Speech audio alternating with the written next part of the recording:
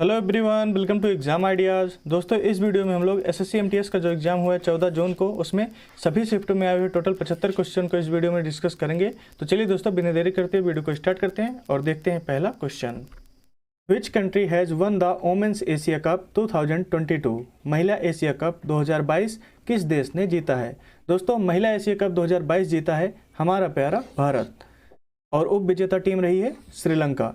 मेजबान देश रहा है बांग्लादेश। यानी कि महिला एशिया कप 2022 कहां आयोजित किया गया है? बांग्लादेश में। जीता है भारत श्रीलंका को हराकर। प्लेयर ऑफ द सीरीज का अवार्ड दिया गया है दीप्ति शर्मा को, जो भारत की खिलाड़ी हैं। सबसे ज़्यादा रन मारा है जेमिमा रोड्रिग्स ने, भारत की हैं, 217 रन इन्होंने बनाया है।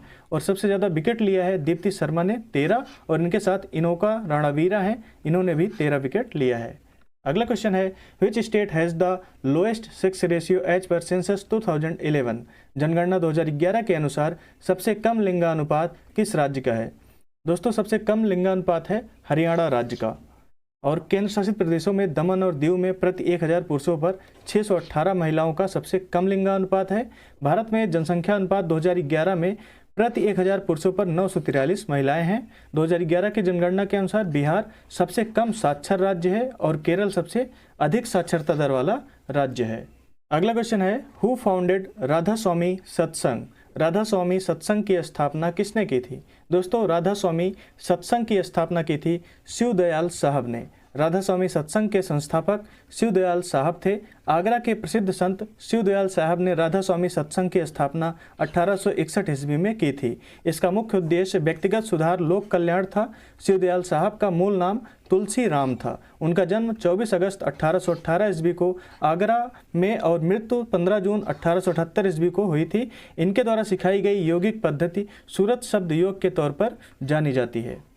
अगला क्वेश्चन है, हु स्टेबलाइज्ड शांति निकेतन? शांति निकेतन की स्थापना किसने की थी? दोस्तों, शांति निकेतन की स्थापना की थी रविंद्रनाथ टैगोर ने। मशहूर कवि और विचारक रविंद्रनाथ टैगोर ने शांति निकेतन की नींव रखी थी। अगला क्वेश्चन है, in how many days does the moon orbit the earth? चंद्रमा पृथ्वी का एक चक्कर कितने दिन में लगाता है? दोस्तों, चंद्रमा पृथ्वी का एक चक्कर 27 दिन और 6 घंटे में लगाता है। आइए अब कुछ इंपॉर्टेंट फैक्ट्स पढ़ लेते हैं।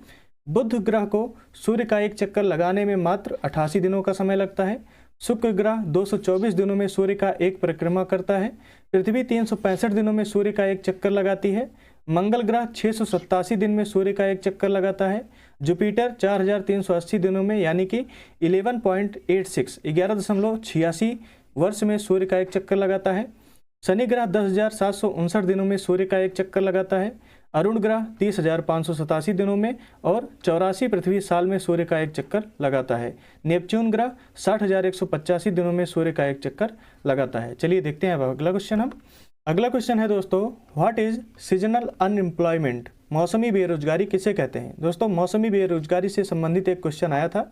आइए हम लोग मौसमी बेरोजगारी की परिभाषा पढ़ लेते हैं, क्या होती है मौसमी बेरोजगारी। इसका अर्थ एक व्यक्ति को वर्ष के केवल मौसमी महीनों में काम प्राप्त होता है। भारत में कृषि क्षेत्र में यह आम बात है। इधर बुआई तथा कटाई के मौसमों में अधिक लोगों को काम मिल जाता है, किंतु शेष वर्ष में वे बेकार रहते हैं। अगला क्वेश्चन है, Ram ji killed Ravana, that's why the festival of Diwali is celebrated. How many years was Ram ji's exile? Ram ji ने रावण को मारा था, इसलिए दीपावली का त्यौहार मनाया जाता है। राम जी का वनवास का कार्यकाल कितने वर्ष का था? दोस्तों, राम जी को जो वनवास का कार्यकाल दिया गया था, ये 14 वर्ष का वनवास दिया गया था राम जी को। चलिए देखते हैं अगला क्वेश्चन अब हम। What is article 51A related to? अनुच्छेद 51A किससे संबंधित है? दोस्तों, अनुच्छेद 51A 51A संबंधित है मौलिक कर्तव्यों से। वर्तमान में अनुच्छेद 51A के तहत वर्णित 11 मौलिक कर्तव्य हैं, जिनमें से 10 को 42वें संविधान संशोधन द्वारा 1976 के माध्यम से जोड़ा गया था, जबकि 11वें मौलिक कर्तव्य को 2002 में 86वें संविधान संशोधन के जरिए संविधान में शामिल किया गया था। अगला क्वेश्चन है, what is the maximum number of seats a person can contest in Lok Sabha elections? Lok Sabha का चुनाव एक व्यक्ति अधिकतम कितनी सीटों से लड़ सकता है? दोस्तों, इस क्वेश्चन का राइट आंसर आपका बनेगा 2। अगला क्वेश्चन है, with which dance is Guru Vipin Singh associated? गुरु विपिन सिंह किस नृत्य से संबंधित है? दोस्तों, गुरु विपिन सिंह का संबंध है मणिपुरी नृत्य से। गुरु विपिन सिंह मणिपुरी नृत्य के निर्देशक, कोरियोग्राफर और शिक्षक थे। अगला क्वेश्चन है, in which part of the constitution are the directive principles of state policy. राज्य के नीति निर्देशक तत्व संविधान के किस भाग में है? दोस्तों ये संविधान के भाग 4 में है।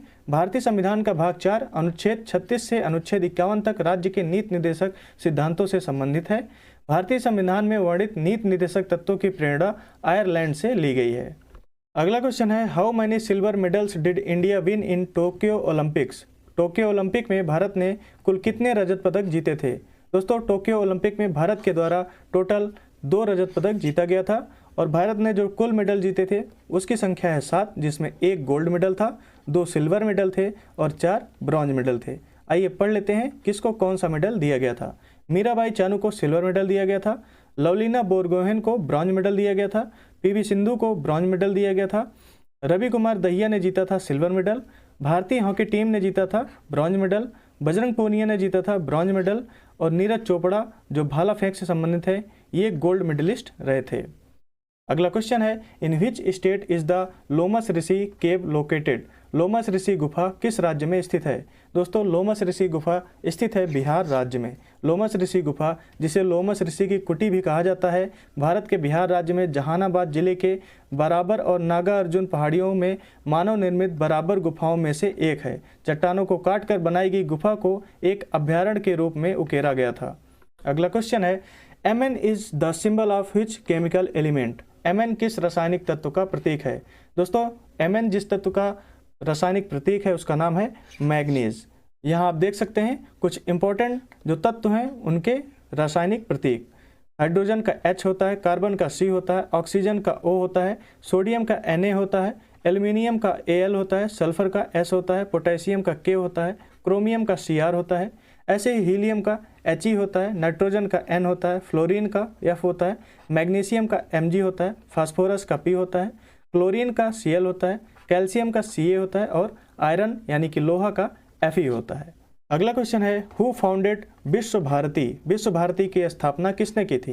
दोस्तों विश्व भारती की स्थापना की थी रविन्द्रनाथ टैगोर ने।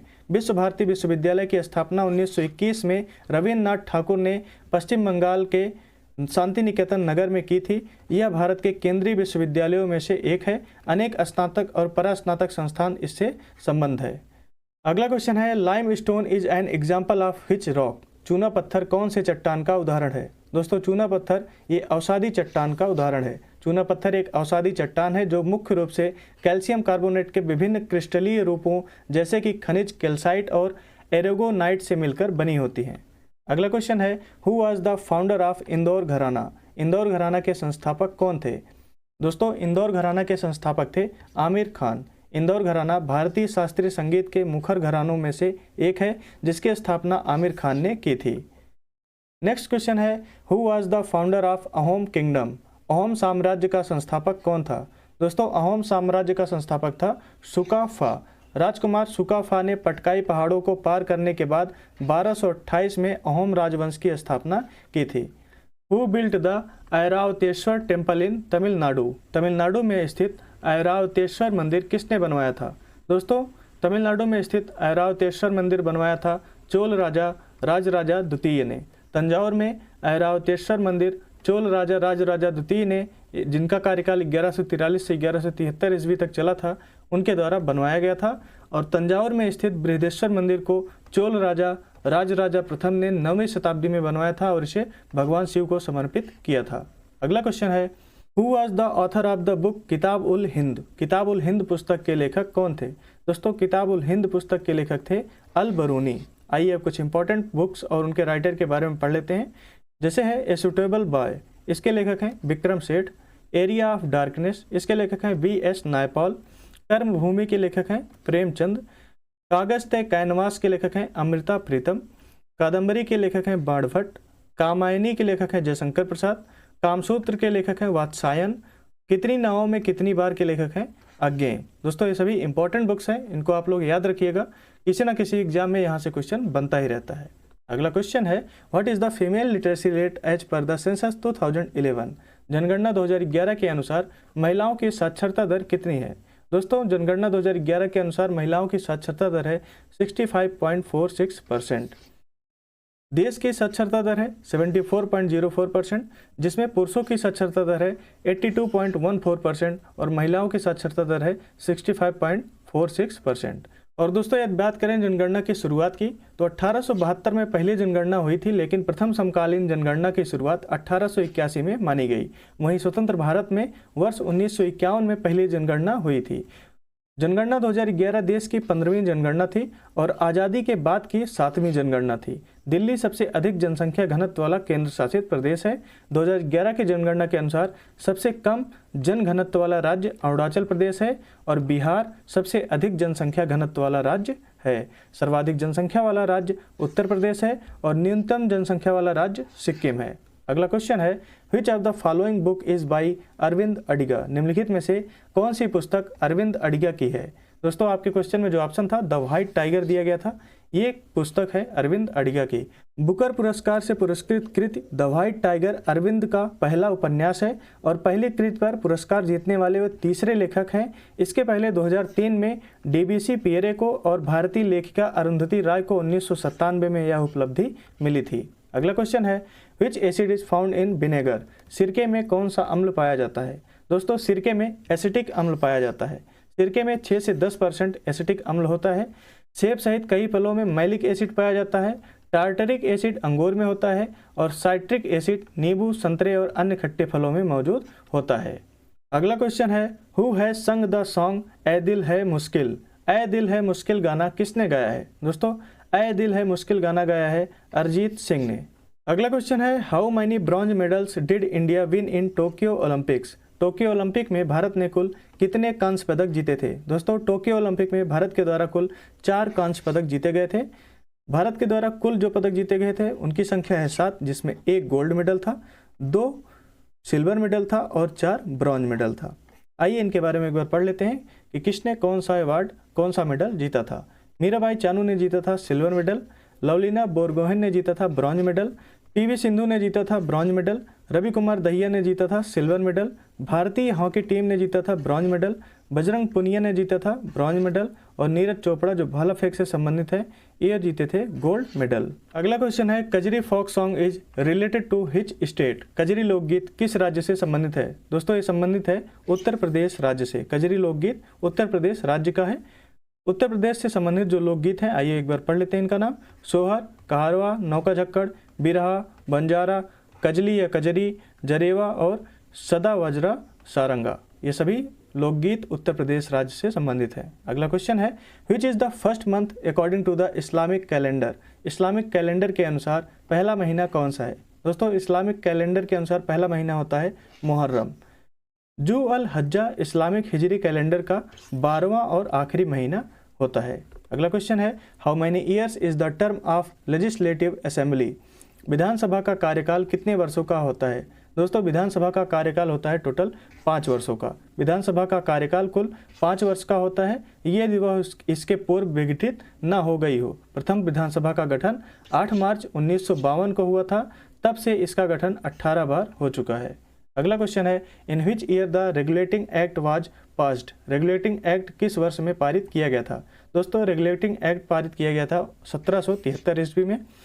सन 1773 का regulating act British east India company की गतिविधियों से संबंधित पहला महत्वपूर्ण संसदीय कानून था। रेगुलेटिंग एक्ट 1773 के पारित होने के बाद बंगाल के गवर्नर पद का नाम बदलकर बंगाल का गवर्नर जनरल रख दिया गया। बंगाल के पहले गवर्नर जनरल वारेन हेस्टिंग्स थे।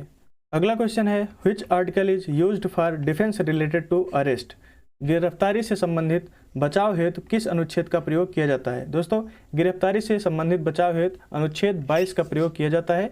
गिरफ्तार किए गए किसी व्यक्ति को दी जाने वाली सुरक्षा को भारत के संविधान के अनुच्छेद 21 और 22 तथा मानवाधिकारों की अंतर्राष्ट्रीय घोषणा 1948 के अनुच्छेद 3, 5 और 9 में शामिल किया गया है।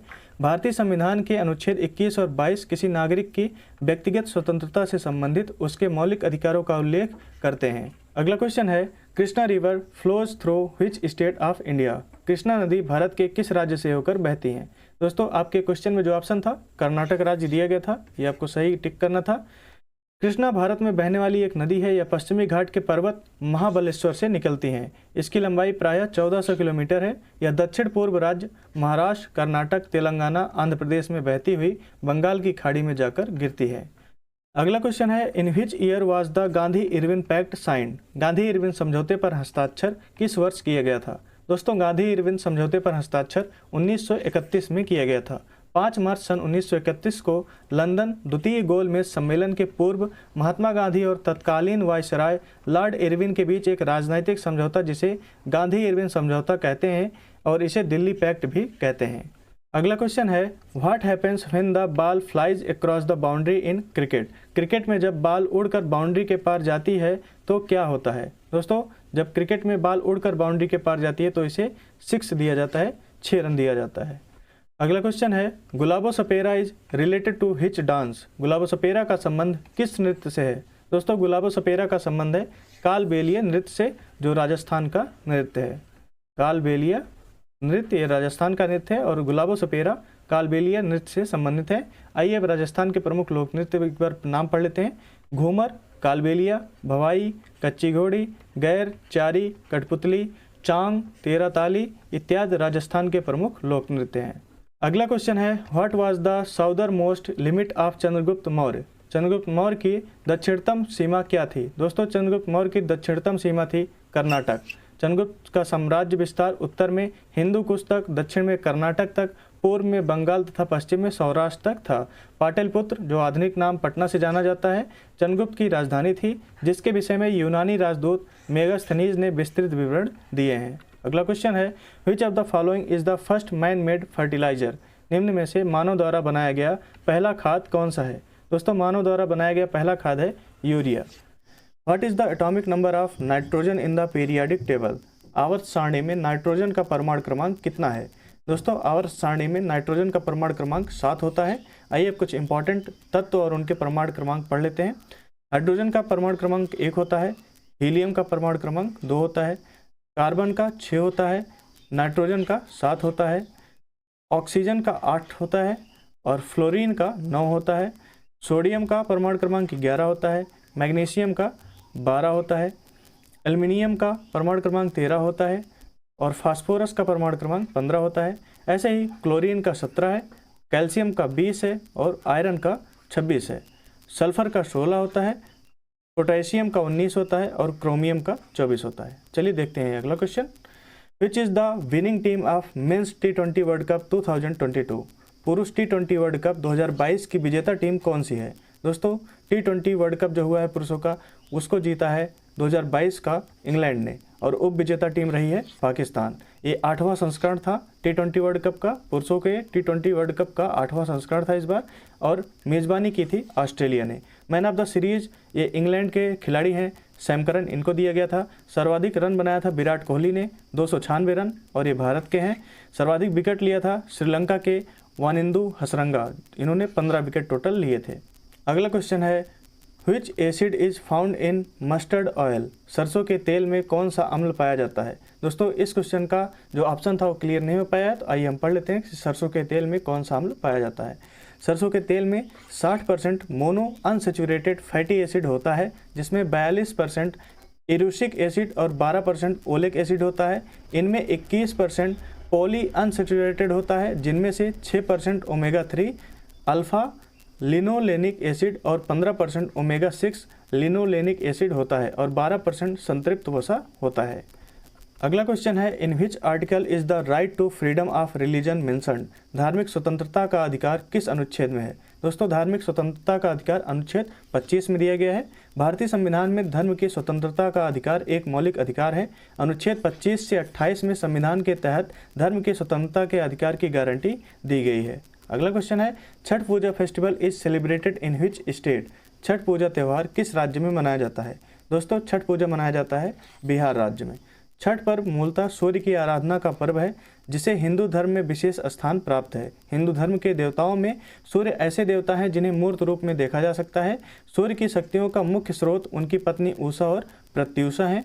छठ में सूर्य के साथ साथ दोनों शक्तियों की संयुक्त आराधना होती है। अगला क्वेश्चन है, what will happen if the birth rate is more than the death rate? यदि जन्म दर मृत्यु दर से अधिक हो तो क्या होगा? दोस्तों यदि जन्म दर मृत्यु दर से अधिक हो तो जनसंख्या में वृद्धि होगी। अगला क्वेश्चन है, what was the term vetti used for in the Chola empire. Chola साम्राज्य में वेट्टी शब्द किसके लिए प्रयोग किया जाता था। दोस्तों चोल साम्राज्य में वेट्टी शब्द एक प्रकार के कर के लिए यूज किया जाता था। चोल काल में वेट्टी एक प्रकार का कर था। चोल राज्य का राजस्व मुख्य रूप से भूमि से आता था। भूमि कर को कनिका दान के नाम से भी जाना जाता था। चोल साम्राज्य की स्थापना विजयालय ने की थी।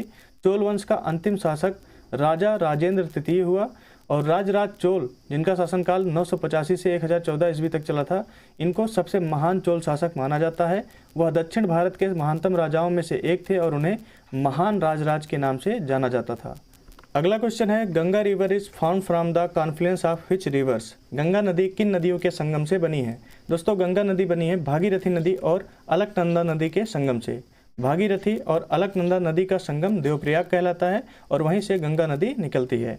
विष्णुप्रयाग में धौलीगंगा और अलकनंदा नदियों का संगम होता है।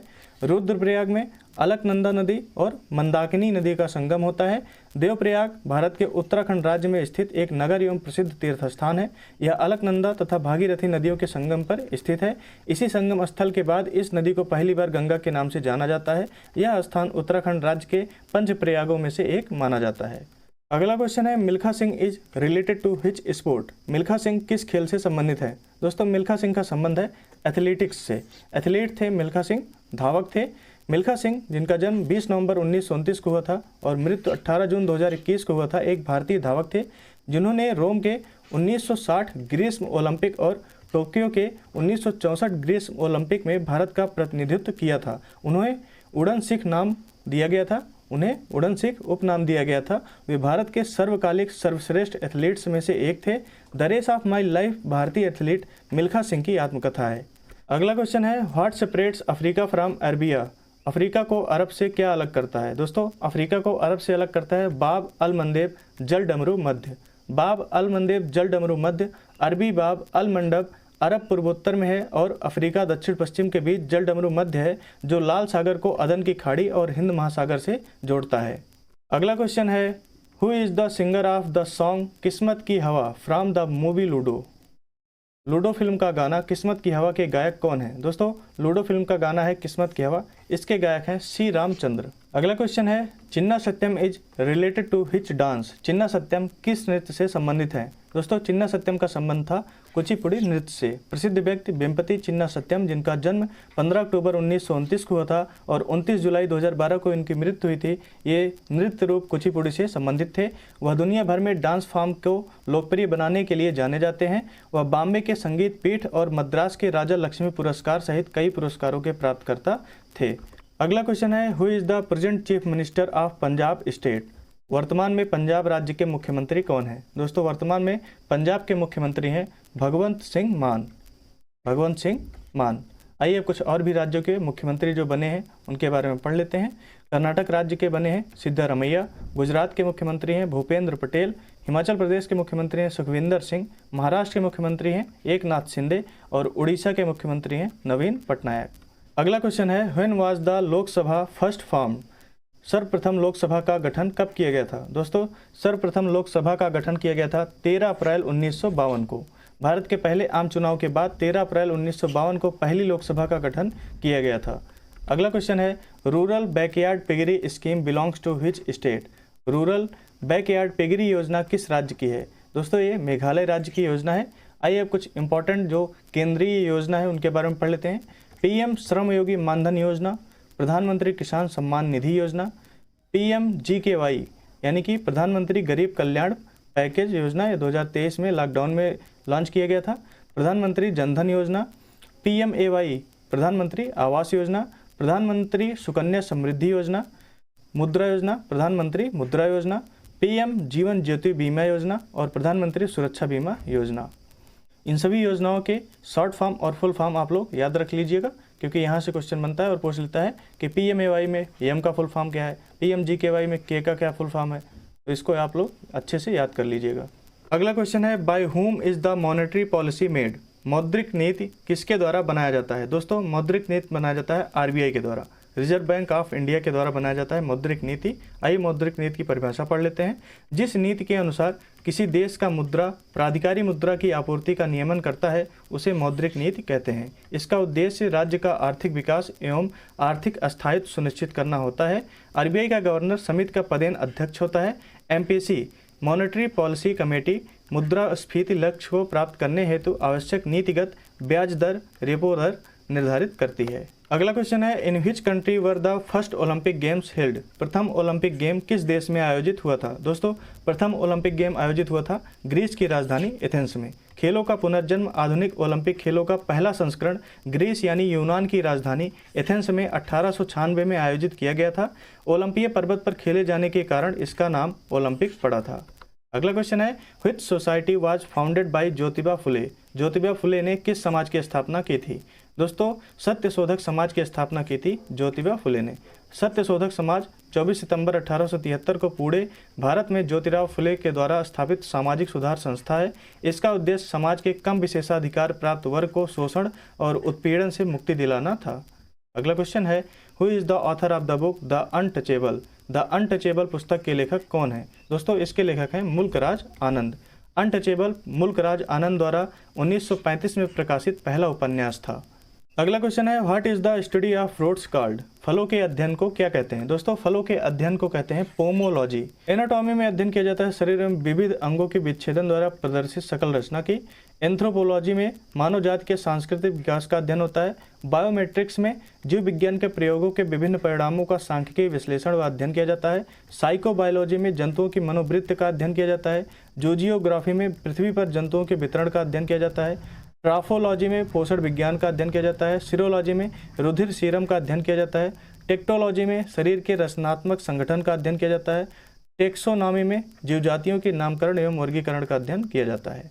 अगला क्वेश्चन है, when was the REGP scheme started? REGP योजना कब शुरू हुई थी? दोस्तों आरईजीपी योजना शुरू हुई थी 1 अप्रैल 1995 को। 1 अप्रैल 1995 को खादी और ग्रामोद्योग आयोग केवीआईसी ने ग्रामीण रोजगार सृजन कार्यक्रम आरईजीपी योजना शुरू की। इस योजना ने देश के ग्रामीण क्षेत्रों में खादी और ग्रामोद्योग क्षेत्र के तहत लगभग 2 मिलियन नौकरी चाहने वालों के लिए रोजगार के अवसर पैदा किए। अगला क्वेश्चन है, what type of tax was forcibly collected during the Mughal period? Mughal काल में किस प्रकार के कर को जबरदस्ती वसूला जाता था? दोस्तों इस कर का नाम है जजिया कर। मुगल काल के दौरान जजिया कर जबरदस्ती वसूला जाता था। और दोस्तों इन सभी क्वेश्चनों को आप अगर पीडीएफ से पढ़ना चाहते हैं, पीडीएफ डाउनलोड करने के लिए आप हमारे टेलीग्राम चैनल से जुड़ सकते हैं जिसका लिंक डिस्क्रिप्शन बॉक्स में दिया गया है। और आप @exam ideas YT लिखकर सर्च करेंगे टेलीग्राम पर, तो वहाँ से भी आप चैनल को ज्वाइन कर सकते हैं। और दोस्तों अभी तक आपने हमारे यूट्यूब चैनल को सब्सक्राइब नहीं किया, सब्सक्राइब कर लीजिए। और वीडियो पसंद आया वीडियो को लाइक कीजिए, दोस्तों के साथ शेयर कीजिए। हम मिलते हैं आपसे नेक्स्ट वीडियो में, तब तक के लिए धन्यवाद दोस्तों।